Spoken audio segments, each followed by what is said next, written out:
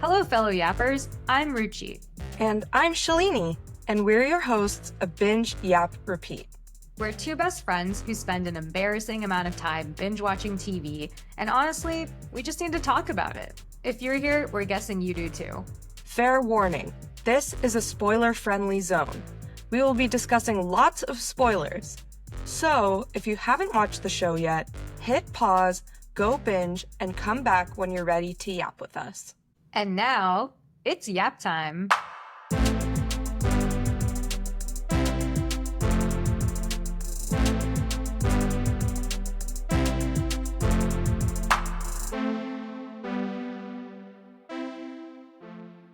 Hello. Good morning. Good morning. Today we're going to talk about Temptation Island. So the premise of Temptation Island is, well, to be honest, if you're here, you should probably know this already, but just in case, Temptation Island is 10-episode reality TV series. It follows 4 straight couples who head to Hawaii and then are split up in order to move into 2 houses full of hot new singles. So 4 women move in with 12 guys in the girls' villa, and then 4 men move in with 12 women in the boys' villa. So in this episode, we're going to be talking about just episodes 1 through 5 because Shalini had a busy weekend and I have no life. So I'm sorry, I could not catch up. I did not watch the last episode, so we can definitely do that together. Okay, great. So you're like a little bit ahead, but you haven't finished yet. So next episode of Binge Yap Repeat will be episodes 6 through 10. Yes. Cool. And so I prevented myself from watching episode 10, so there's hopefully no spoilers. I'm going to do my best. Okay, so just like initial thoughts on when I was starting out, I thought that the premise of the show would be really similar to this other show that I had watched like a couple years ago called Deep Fake Love. So Deep Fake Love is a Spanish reality TV show. I think it was on Netflix, apparently July 2023. So not that long ago, but yeah. Okay. And so apparently the premise of the show is there's 5 couples, and I think one of them is queer. So they like separate the couples, very similar to Temptation Island, tempt them to connect with other people. The one difference though is that during the bonfire nights, when the couples are shown videos of their partners in Deep Fake Love, they create deep fakes. Oh my God. like cheating basically. And then the other partners have to guess if it's a lie or not. Isn't that so toxic? That's fucked up, dude. Yeah, super fucked up. So that's what I thought Temptation Island was, but oh my gosh. Okay, but Temptation Island is like a more straightforward premise, I suppose. Yeah, like but question, like mind games, but only to a certain extent. But with Deep Fake Love, was it easy as the audience to tell when a video was AI versus a true video, or did they like mix the footage and like it was harder to tell? No, I feel like you couldn't really tell because also I don't think it was, I think it was like deep fake, but also like a guy was like actually doing the editing to make it look real. Like none of this AI shit that you see on Instagram with like men turning into spaghetti and dogs and stuff. Like it was not like that. An example was like 2 people would be talking in the pool, and then the reality is they were just talking. And then the deep fake would be something like they would start making out or something. Yeah. I see. So I see. Okay, back to Temptation Island. Sorry. Back to the reason why we're here. Okay, so we assigned ourselves pre-work. So after, like literally right after the couples introduced themselves in the first episode, we said, okay, pause the video right now and put down your thoughts on whether or not the couples are going to make it or break it. So, Shalini, what were your thoughts? Well, before I start, I took these notes when we see them in the helicopter flying in, not when they are on the couches together and explaining their story. So I will caveat this by saying my answers changed a lot once we actually heard their stories. Okay, so Ashley and Grant is the first couple we see. They've been together for 1.5 years, and I said yes, that they will stay together, which I now regret. And I said that because she said, it sounds crazy, but if we can make it through this, we can make it through anything. And he seemed really humble about the fact that there are trust issues, but he really wants to be a better person. And he's cheated on her in the past. Oh, wait, that might have come out later. But yeah, basically, it seemed like they were being very realistic about what they had signed themselves up for and what they wanted to get out of it. So I was like, okay, neither person's really delusional, it seems. Maybe they have a shot. What did you put for them? My thoughts were Ashley and Grant breaking up for sure, 1.5 years. All right, well, it seems more So more likely. I normally do this though with reality shows. I don't know. I love games. So I really try to upon initial impressions, like in Love is Blind, when they first meet, I'm like, pause. Are they going to make it or not? Because I feel like Nice. you can tell so much about a relationship just based on like initial impressions. So I think the reason that I said that they were breaking up for sure was there was a moment when Ashley and Grant were talking on the couch or something, and then Grant was kind of looking at her being like, right? Like kind of looking for affirmation, and Ashley just refused to look at him. And so I was like, ooh, that relationship is not in a good place right now, and it's not gonna work out. So that moment was also, I think, when they talked about his cheating. And that's also when I was like, I changed my mind. They're not gonna make it. They're not gonna I make see. it. Yeah. Okay. Next couple, Brione and Shantae. They've been together for 1 year. I said no, they're not gonna stay together because Brione was like off the bat, he was like, oh, like, I have a lot of sexual desires and I'm just gonna try to like dampen those. And I was like, bro, that is not a recipe for success. Yeah, I said, ooh boy, I think he wants to be with her, but I think he's going to cheat, breaking up. Oh, that's so astute, Ruchi. That's great call. Great call. Yeah, I think especially like knowing what we know now after end of episode 5, it's like, yeah. Yeah. Okay, Alexa and Lino, they've been together for 3.5 years. I said no because she wants to marry him, but he doesn't want to marry her. But I still say no now that I know them, but for very different reasons, I think, because they just can't get past their past trauma. Interesting. Okay. Yes. Yes. I said, I really want them to make it, so I think they're going to do it because at least one, right? Right? Right. Okay, and then Tyler and Taylor, dude, I said yes. What was I What? thinking? I said yes. This is crazy to me. Like I know. we're Okay, like, but to be clear, it was like when we met them on the plane is when I placed my bet. You know, after we hear their conversation on the couch, I'm like, oh, never mind. oh, okay, all right. Yes. That's Because I said, he seems very committed to her, but he basically started dating her by cheating on his ex-wife, which I think we learn later. Oh yeah, I wrote, oop, he cheated. and oh, Yep. yep. I said Tyler and Taylor 2.5 years breaking up in bold for sure. For sure. Yeah. Yep. Okay. All right. Oh, wait, so just to be clear, like the plane stuff was before they started talking, like on the couches? Yes. So like like it was the very intro of the show is like you see them in the helicopter flying in and then it cuts to them sitting on a log and they're like, oh yeah, like, we really want to be here, like we're excited for this experience, blah blah blah. And then after all of those intros, then it goes to them all sitting on a couch and meeting each other.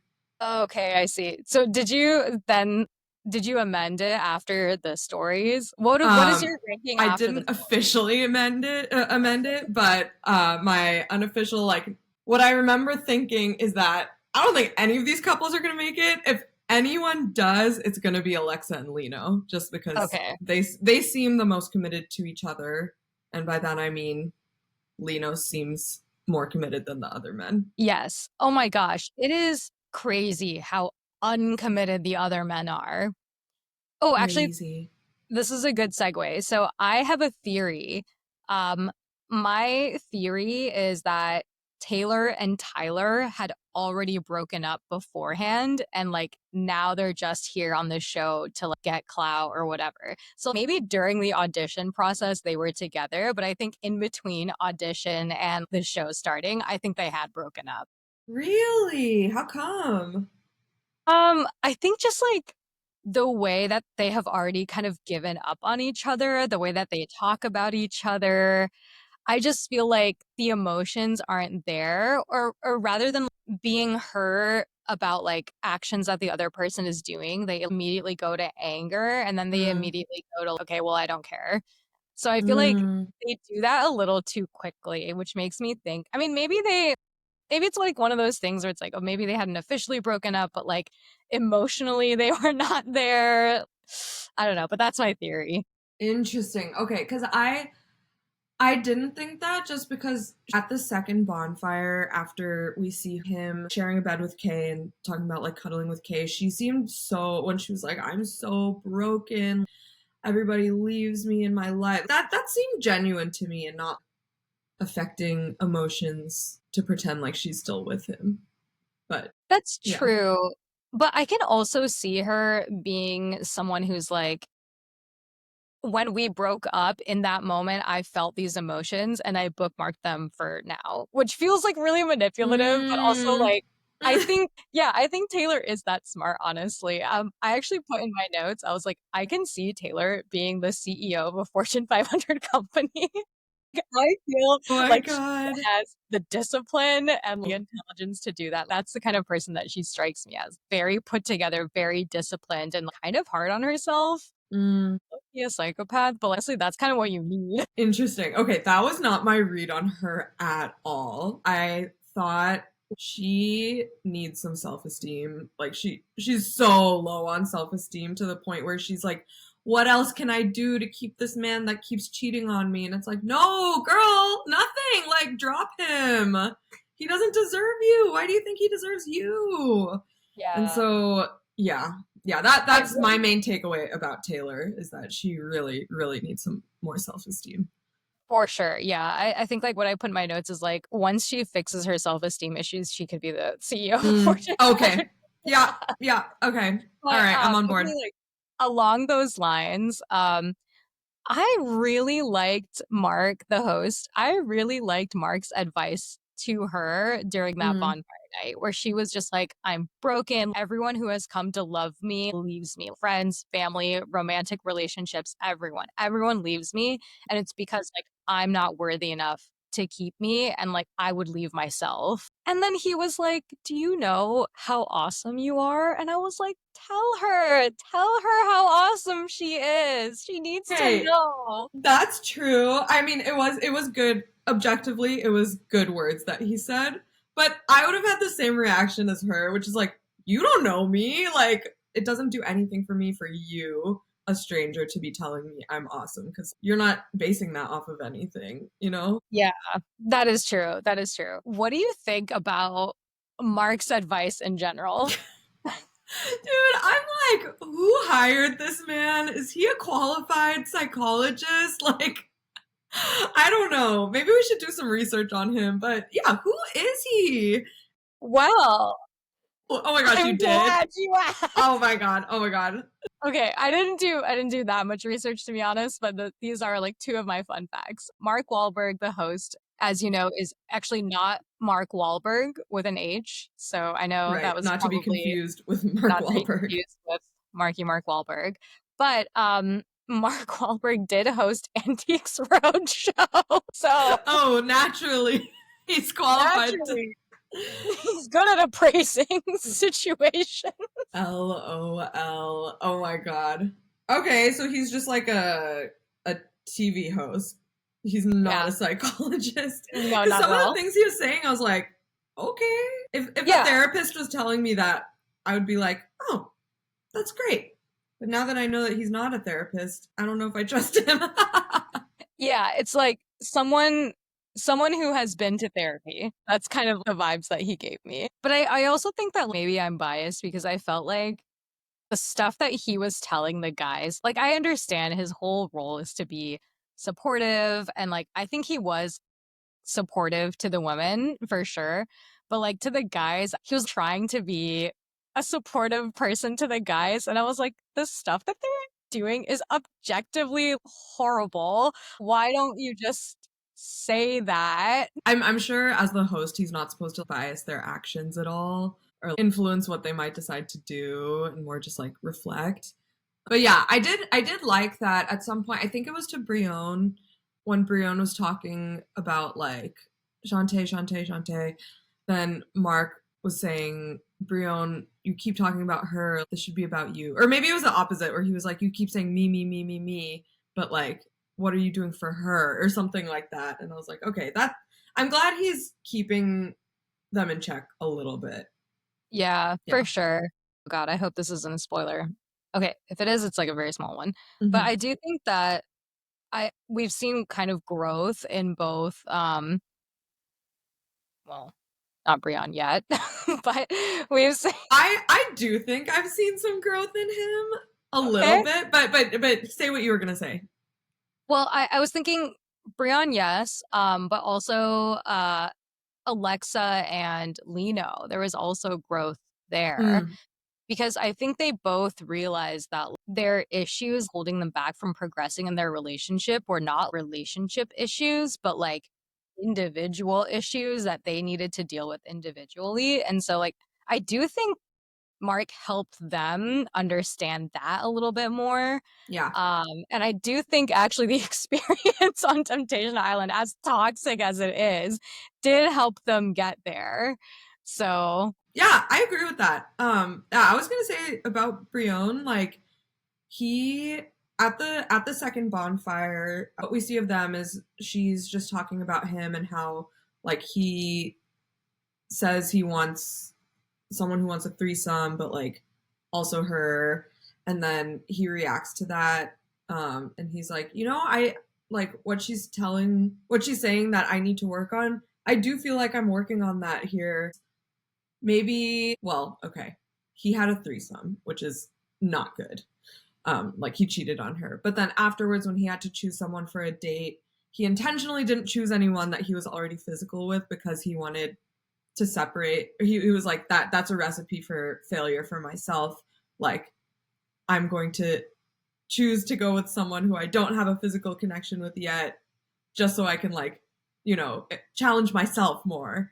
And so I thought that was a level of introspection that I wouldn't have expected from him. I thought he was just gonna like give in to his desires and be like, oh, I had a great night with Courtney, would love the good times to continue or something. But no, he didn't do that. So that surprised me. So I mean, he has cheated. That's already pretty bad. And I don't think they really have a shot of getting back together.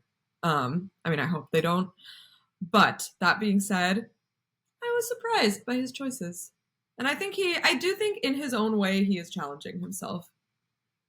I think this is just me who always assumes the worst of men, and I'm always thinking that they're manipulative and whatever. So maybe this is a toxic trait that is showing up in me right now. But there was one line that he said when he was in the confessions where he was saying that, like, yeah, I did have a threesome with Courtney and Alex, but I also want a threesome with Angel and Amaya. I want those Oh, true. sets. And so I felt Yeah. like because he had done the one set, now he was working on the second set. Oh God, you're right. Oh, Yeah, so that was what stood out to me. The second thing is that yes, I feel like Brian is full of contradictions. And yes. so yes, I do think that he was like, "Oh, I want to explore the emotional aspect and like get better at expressing my emotions." But then he goes on this date with Angel where Angel is asking him hard and deep questions. And he was like, "Oh, I find this off-putting." I was like, "Bro." Yeah, when that happened, oh my God, I loved that date. I was like, Angel, you're a queen. She's totally right. She's like, he says he wants this godly woman, but then he also wants threesome. Like he doesn't know what he wants. He does not know what he wants. And I'm so glad she said that, yes, she really held him accountable. And I was like, Yeon does not want a woman who's going to hold him accountable. He just wants to do what he wants. And like, he doesn't want a partner. He just wants a woman. Yeah, for sure. And it's like, I think I feel so bad for Shantae because I also feel like she seems to be a godly woman, right? Mm-hmm. She seems to be like really nice and kind and genuine, but like to what extent does like being like godliness extend to forgiveness, extend to being a doormat? Because I do think Brian's cheated before. He's probably honestly cheated many, many times before, Yeah. if we're to be honest, if he's so sexual, right? He's got to be getting that from somewhere.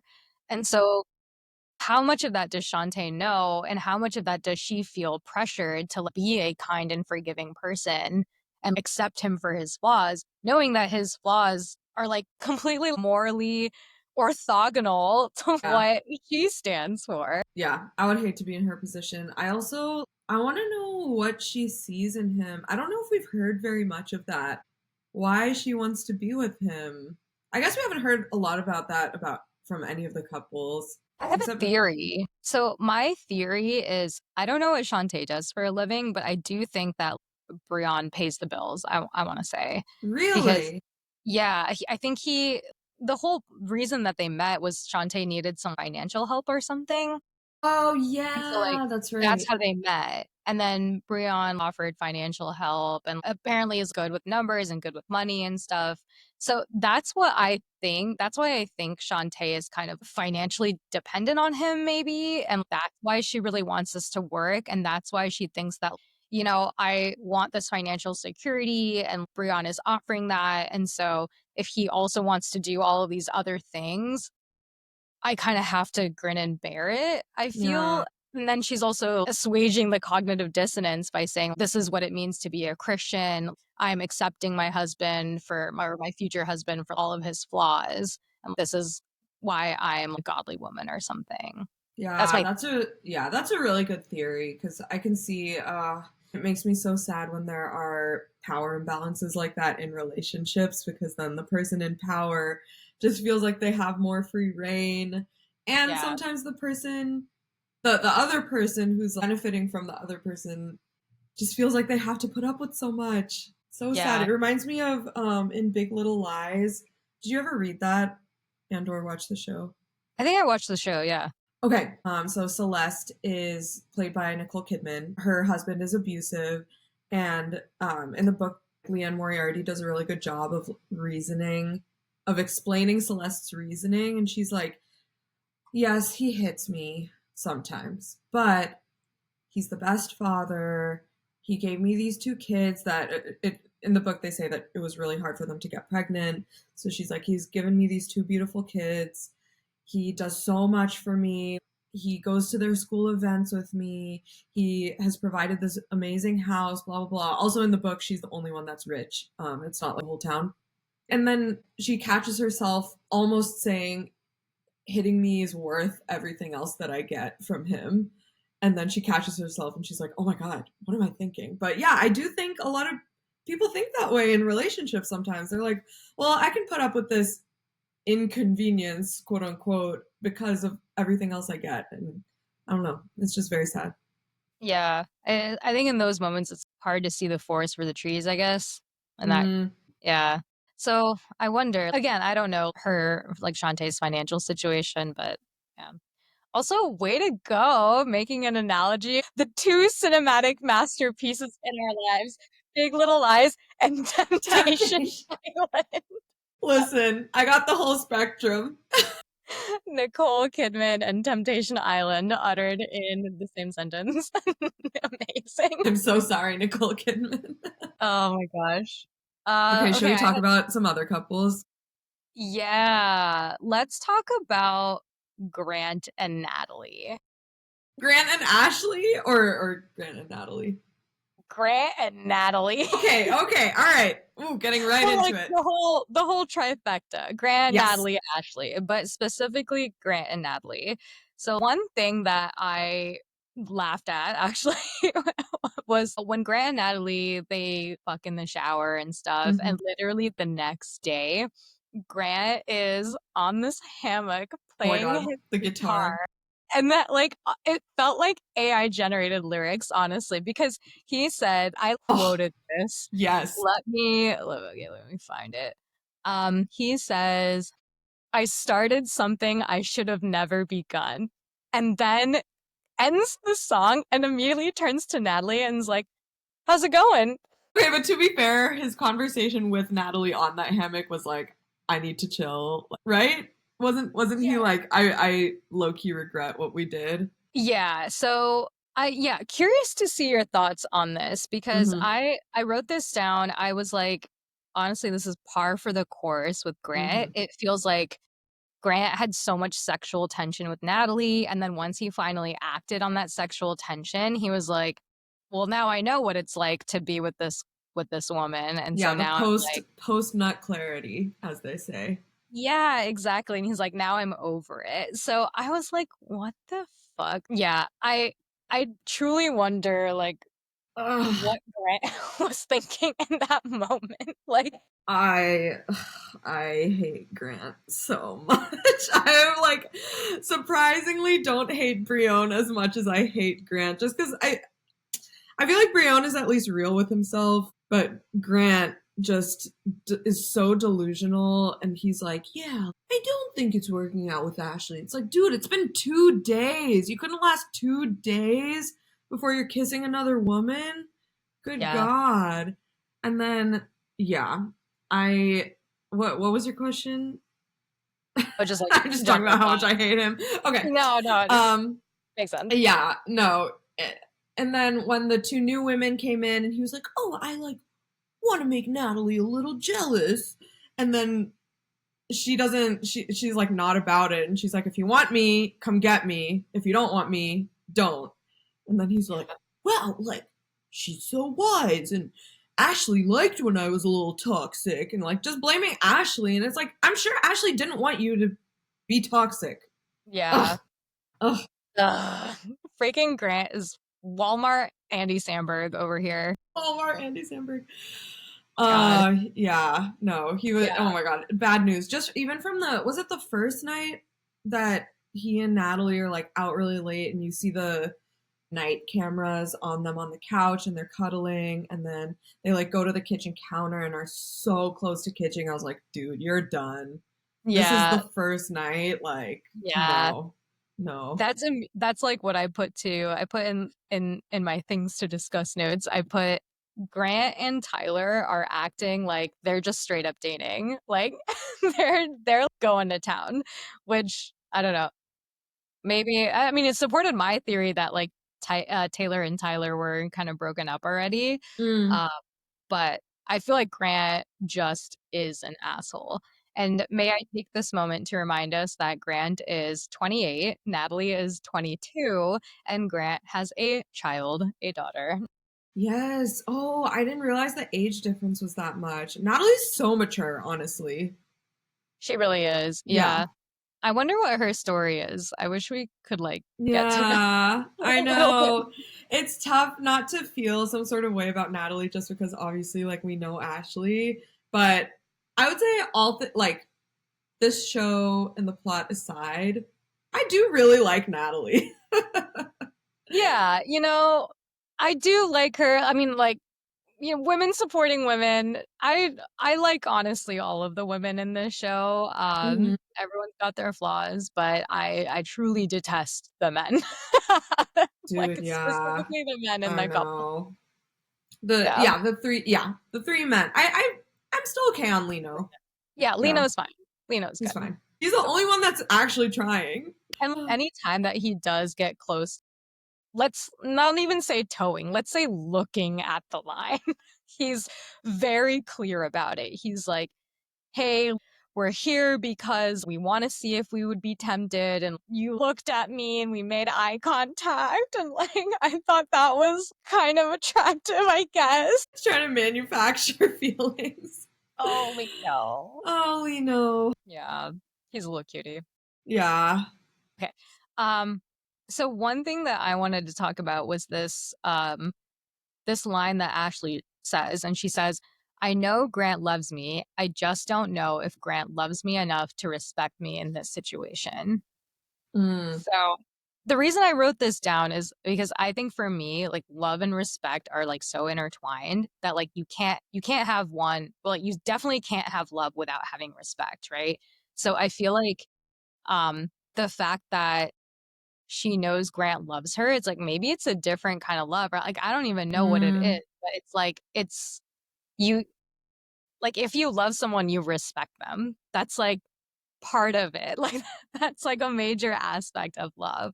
So I just like yeah. this sentence like boggled my mind. Okay, yeah, I remember her saying this. I actually understood what she was saying, which is that I think in some situations or in some relationships, you might like someone or even love them, but like not be willing to give up XYZ for them. And like I so basically I think there is love. Not all love is unconditional. And I think that's what she's pinpointing here is like, is his love for me unconditional or is it conditional on certain things? And like if his love for me is not unconditional, then he might not do what I or like he might not stay loyal to me in this situation. That's kind of how I interpreted it. And I've definitely felt sometimes with men, I'm like, not with men that I've been in relationships with, but men that I'm interested in or seeing. And I'm like, I think if he liked me enough, he would change this about himself for me or something. But if he doesn't like me enough, he's not going to change that. And so I'm not really interested in him.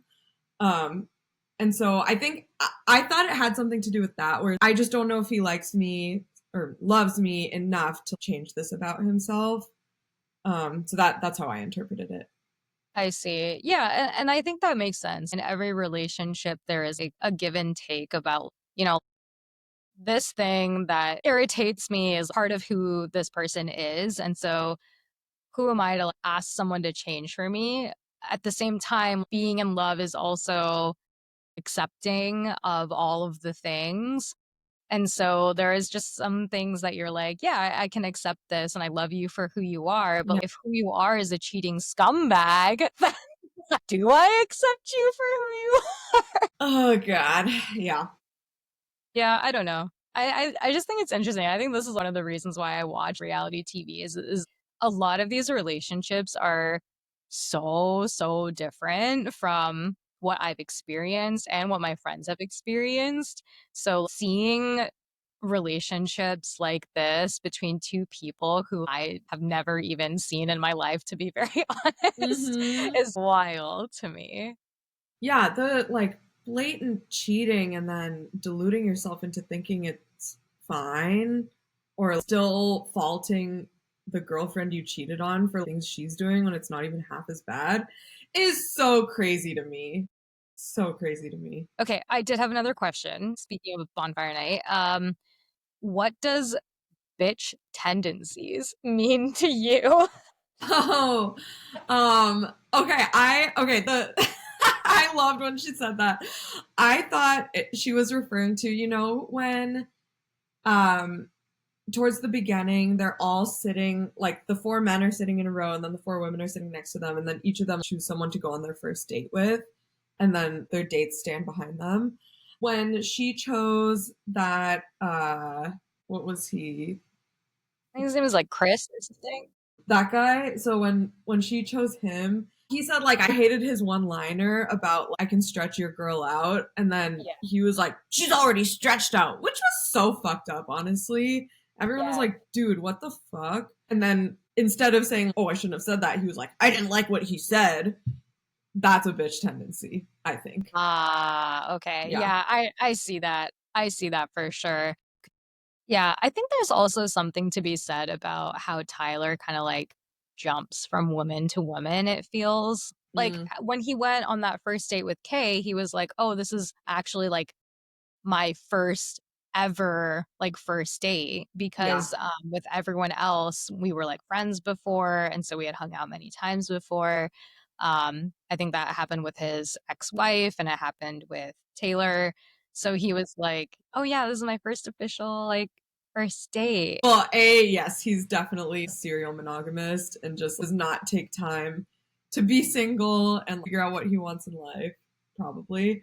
It reminds me of the hit song by Taylor Swift called Getaway Car, where she says, "You should have known I'd be the first to leave. Think about the place where you first met me."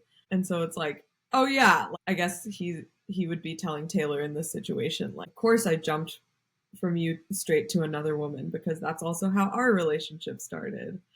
Yeah, Yeah. for sure. Yeah, I don't know. I do feel like, I mean, I think there's like a part of me that feels bad for these men, honestly, like as much as I hate them and I hate their actions and I hate their choices.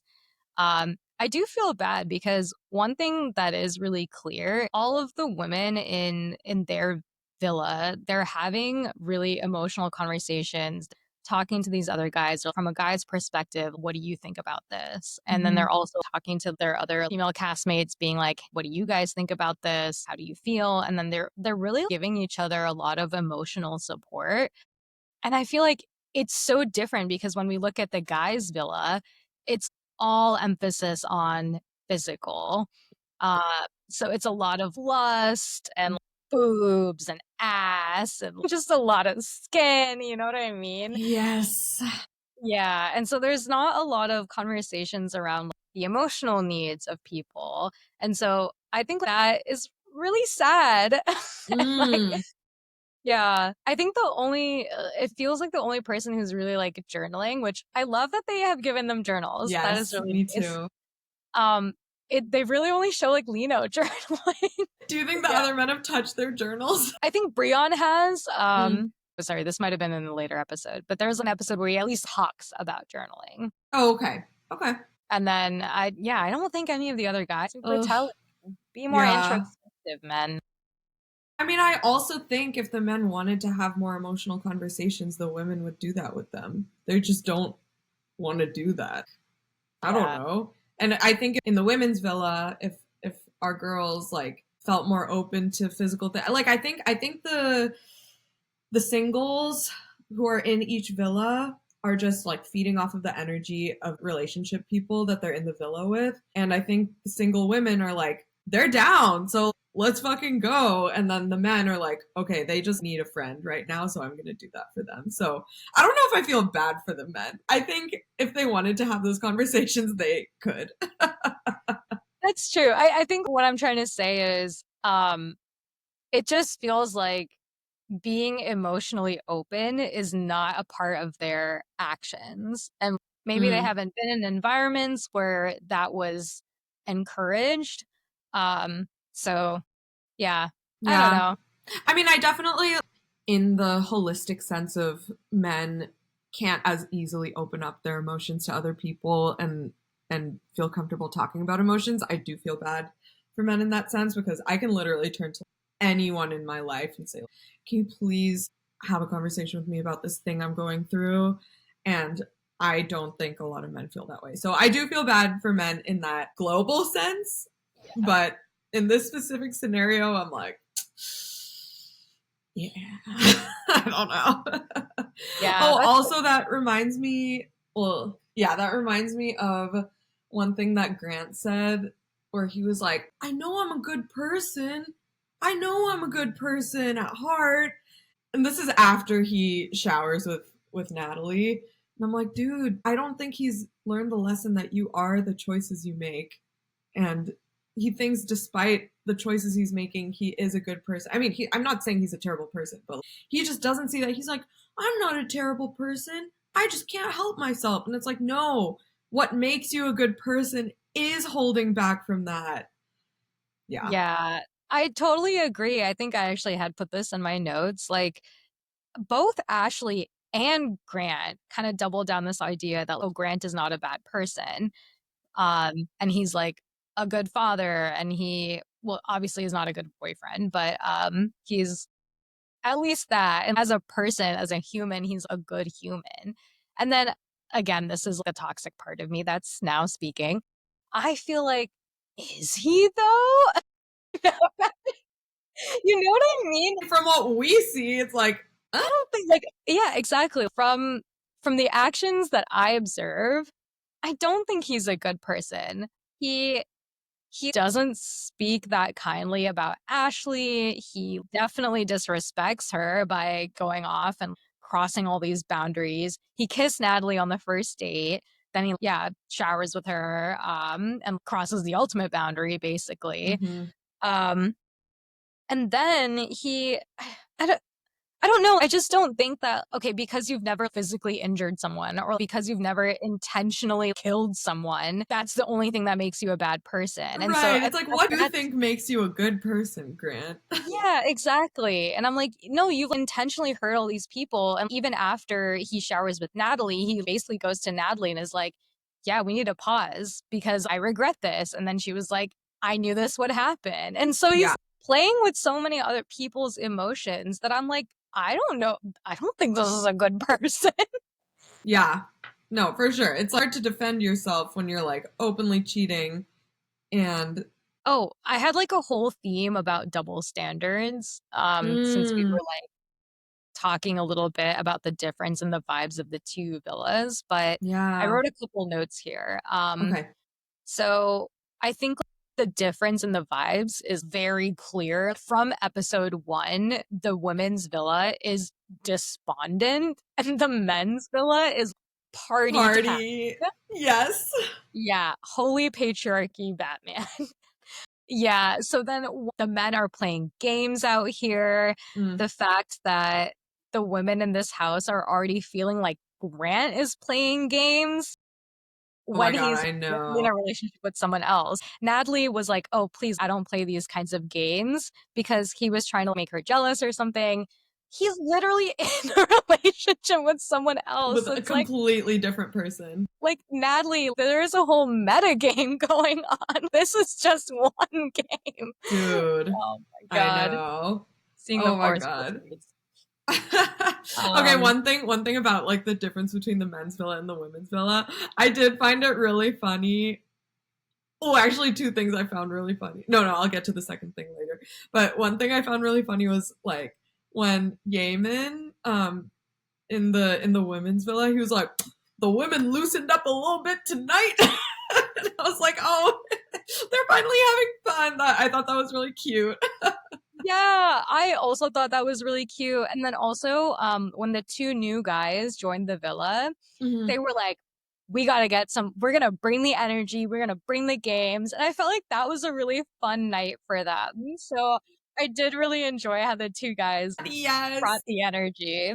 When Ashley was like on the table taking shots, I was like, "You go, girl!" And then, oh yeah, seeing all four of them in the room with the camera when she's like, laying down across them, I was like, "Oh, they're having fun." They are like, finally, they're having fun. Finally. Yeah. And they were like, oh, this guy's pretty hot. This guy's really cute. I was like, oh, yay. I know, so sweet. Yeah. And still not problematic. Not problematic. Yeah. What was your second thing?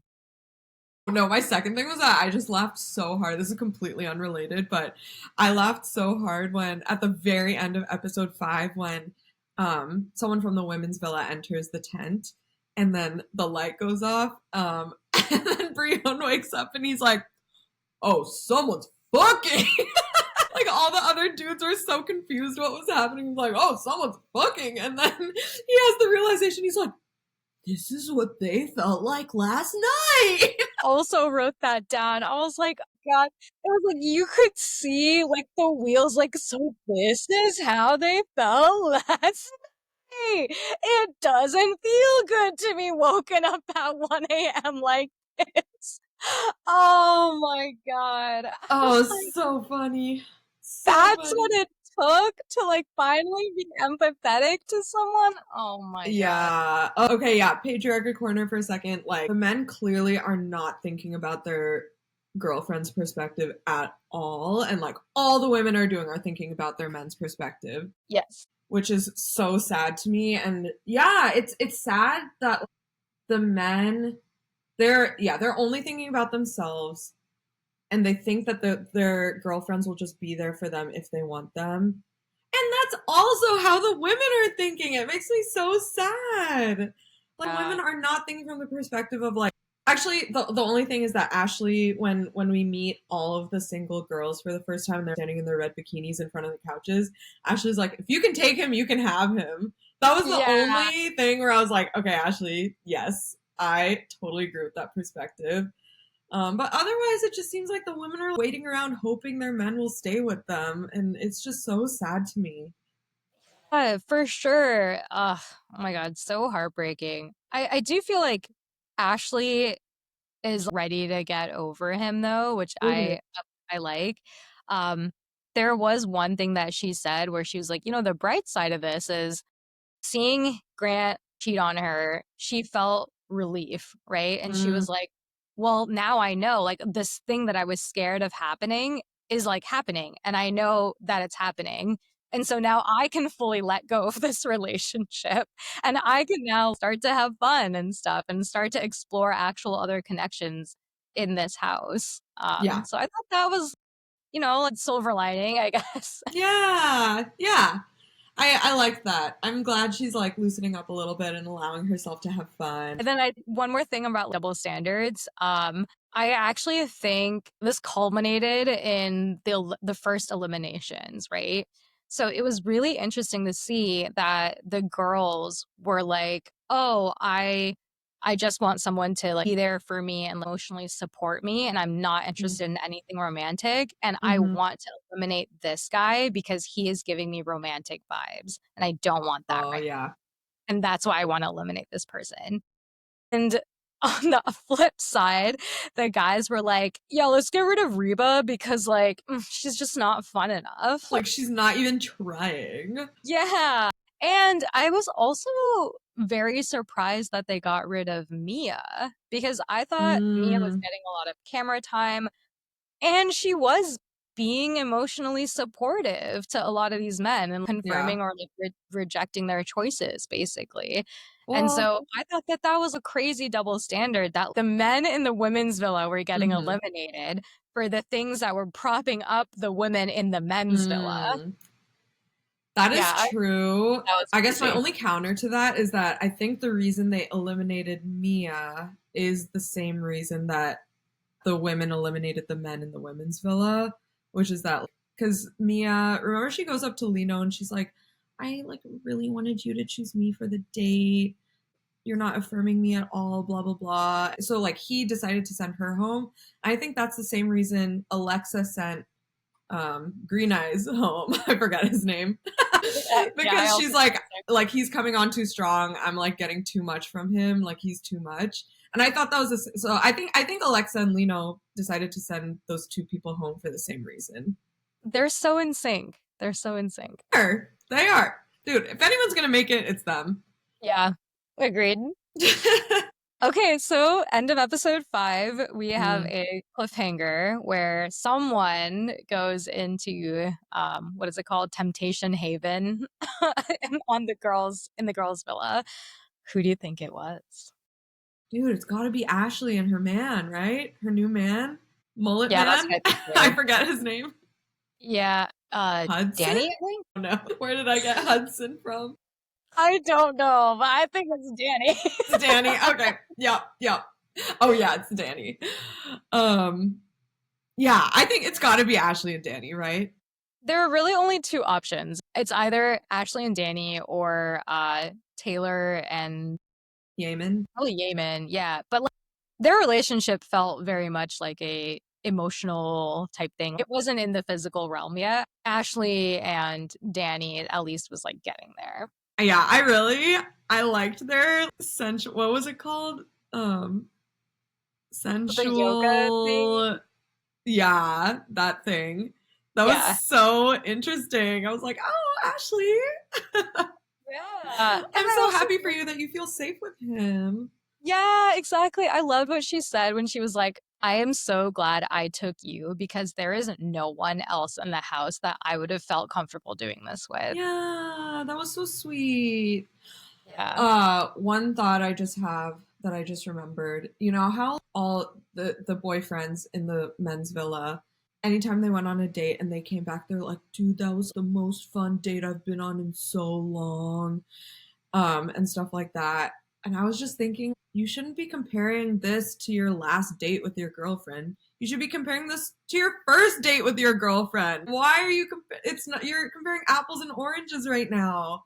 Like a That steady is so relationship is never going to compare to like the first feelings of excitement and spark.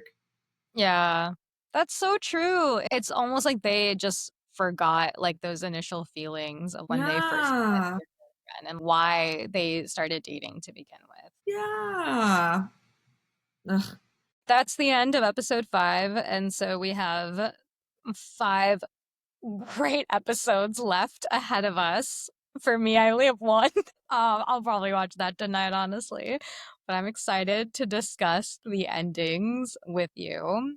So, yeah, we'll do episodes 6 through 10 in the next episode.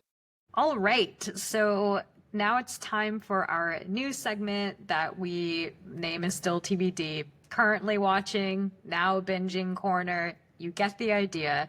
It's that time in the podcast episode where Shalini and I talk about what we are currently watching outside of the podcast. So Shalini, what are you watching these days? Well, as you know, and as listeners know, I am always watching Gilmore Girls, so as an update on that, I am now into season 2, towards the beginning, but yeah, in season 2 already. And I also started Sex and the City, which I've never watched ever. It's just one of those shows that passed me by and I never really took the time to watch it, but I am a few episodes into that and I'm enjoying it so far. I definitely thought that Charlotte was played by Katie Holmes until like 4 episodes in when I realized this came out like the same year as Dawson's Creek, where Katie Holmes was a child. So then I looked it up and I was like, oh, these are just 2 completely different women that just happen to look a little similar. So anyway, that's my Sex and the City update. Nice. Wait, I'm curious as to what you think about Sex and the City. So, Sex and the City is also one of my background shows. Um, Sometimes I feel like it didn't really age well. There are some episodes where I'm like, oh, that's kind of crazy how this is really relevant today. But I think especially in the first season, there are episodes where I'm like, ooh, this is not good. One episode that comes to mind, I think it was episode 2, where she is talking to one of her male friends and he apparently has filmed all of his sexual Oh escapades and yeah. then they watch it together. I'm like, this is disgusting. How is this okay? This is sexual assault, right? Or I mean, I don't know what it's a Yeah. crime, whatever it is. It seems to be a crime, especially because she's like, do these women know they're being filmed? And he's like, I don't know, maybe. Yeah. Yeah, it was like gross. Yeah.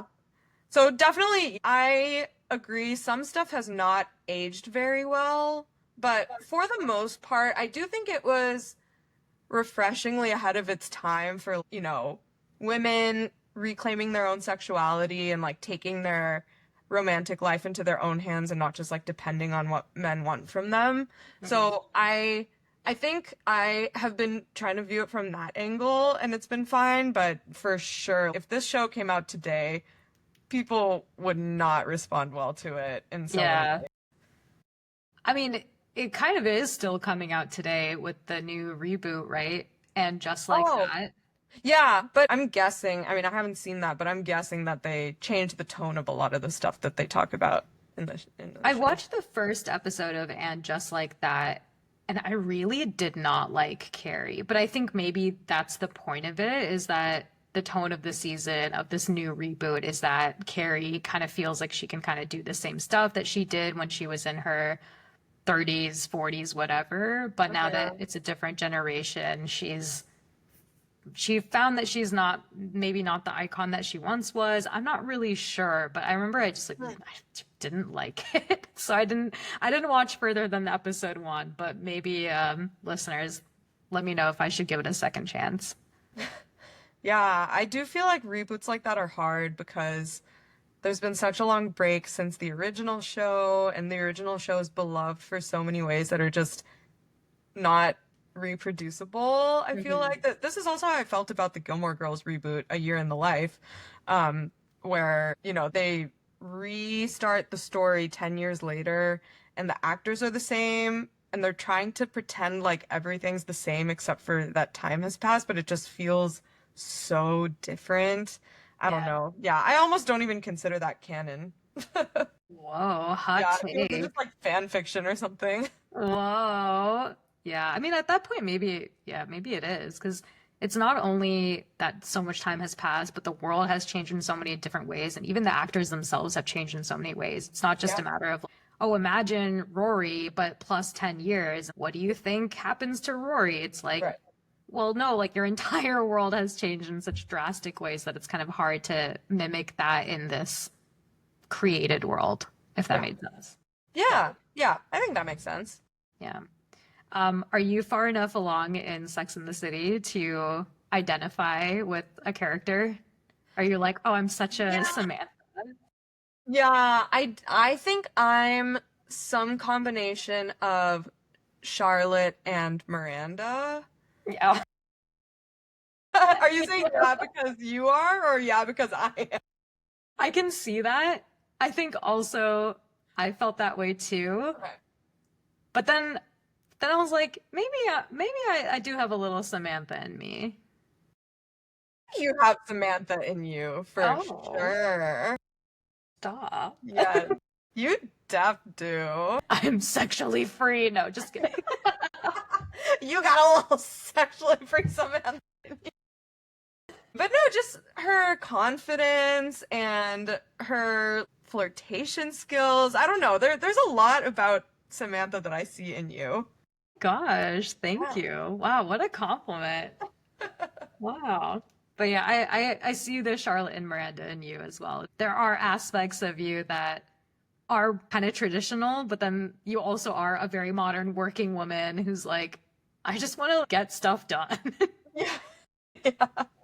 I just watched the episode where Charlotte finds this seemingly perfect man who has a golden retriever, and then they hit it off really well, blah blah blah, and then anyway, she ends it because like she doesn't want to give him a blowjob, and then he's like, "Oh, you're really gonna give up me for because you don't want to do a blowjob?" And she's like, "Yeah." And then she just leaves. That's what I'm doing. Yeah. Ooh, okay. I just started The Devil's Plan. And when I say I just started, I mean I finished the 4 hour long episodes that are currently out, and I'm anxiously awaiting for the rest of the season to be released. Whoa, tell me about Devil's Plan. Okay, so Devil's Plan season two came out. It's called Devil's Plan The Death Room, I think. And so what it is, it's kind of like a Korean game, like reality game show. But what they do is they basically play these super complex games that also have like a meta game around it. And so the object is that every day they play a main match, and then whoever loses the main match, the half that loses the main match goes into a prison match. And then out of the people who play the prison match, one person gets eliminated. So there's 14 players at the beginning of this season, and then they get eliminated until at the end of the season, only one person wins the grand prize. But along the way, there's not only a main match, but they all live together, and there are like secrets in the living rooms, in the prison areas. There are secrets everywhere and like hidden matches that they can do to win in-game meta currency, which are called pieces.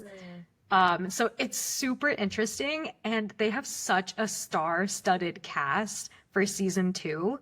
So the first guy that they introduced is Kyu Hyun, who is I don't know if you know Singles Inferno. Mm-hmm. Okay, he's one of the hosts for Singles Inferno. Oh, Yeah. So I think if I showed you a picture of him, you'd be like, "Oh, that okay. guy."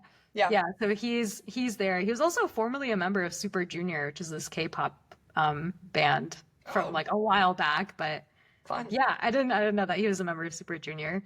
Then they also have Lee Se-dol, who is the really famous Korean Go player who beat Google DeepMind. What? Wait, what's Go? The game, you know, the black and white pieces. Nope. Okay. So with Google DeepMind, they first put Google DeepMind against the chess player, like a whatever the highest level of chess player is, and then Google DeepMind won because in terms of chess, there's actually very limited movesets. Like it's a very finite moveset. And so they're like, okay, if this is possible, then like Google DeepMind can win this by analyzing all of the different movesets and then like doing a path traversal, whatever, to like get the best move and win the game. And that's what happened. But then the next game that they chose after chess was Go, because Go actually, I think, has infinite like ways that you can move your pieces around because there's so many more pieces. The move set that you can make is way higher compared to chess. So they're like, okay, it worked for this finite piece. Let's see if it works for this infinite type move set type game. So they put Google DeepMind against the world famous Go player who is Lee Sedol, and he won. Yeah. So it was huge both in like the AI computer science world where it was like, oh, Google DeepMind is still not yet at the point where it can, beat a human Go player. But it was a huge win for also Korea because they were like, oh, this guy was on like the world stage of Go, like pushing the bounds of technological innovation, and he freaking won. Wow.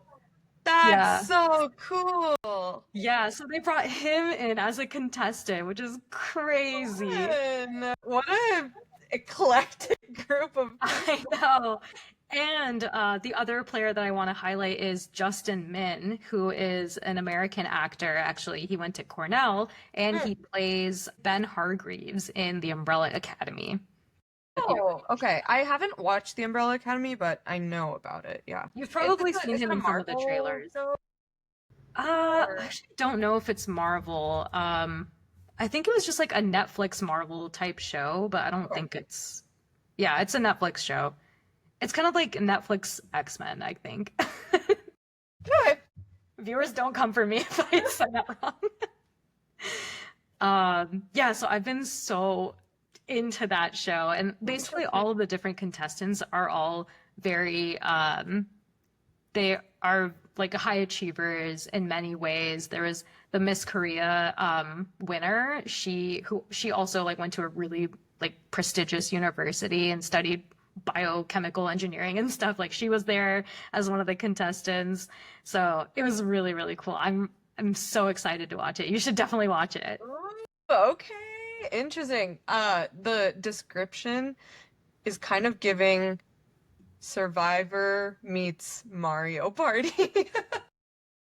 I think yes, but if the Mario games were like Mafia plus, like it is intense mind games, and you definitely have to form alliances, and like the stuff that people do in advance of the games is crazy. You can't just play the game. So that's another twist on it.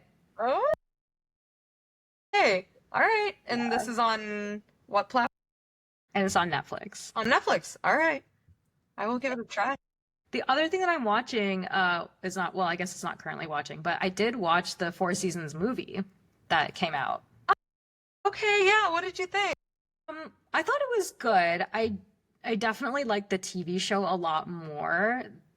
I can see why the TV show was so different from the movie for a lot of the reasons that we already talked about.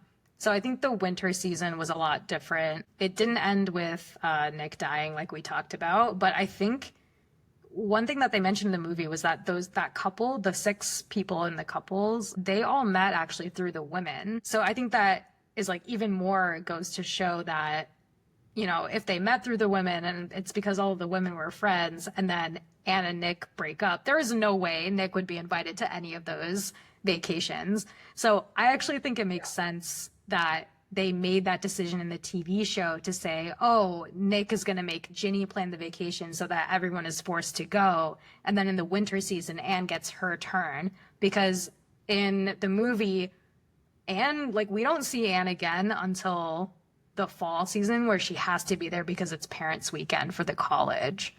So in the movie, the women are the OG set of friends, but then when Nick and Anne get divorced, they stick with Nick? Yeah. I'm upset. Yeah. But it's not like super clear because they had a conversation, they like joke about it in the opening scene where I think it's Danny who says something like, "Oh yeah, we all met because this guy like came to get his tooth filled." Oh, Danny's a dentist in this movie. And then they're like, you're so wrong. We all met because of like Anne and I met in a photography class and that's how we're friends. And Anne and I were friends way before Kate's husband Jack came to you as a patient. It was like that kind of thing. Okay. Well, yeah, I agree then. I'm glad they made that change in the show so that it made a little bit more sense. I think the other thing that was interesting is that when Nick divorces Anne, he is 43. And so it's like way younger, right? And then in the TV show. And I think it was Danny or Jack, I can't remember who, says to him, "Nick, you're 43. You're going to start a new family at 43." And I was like,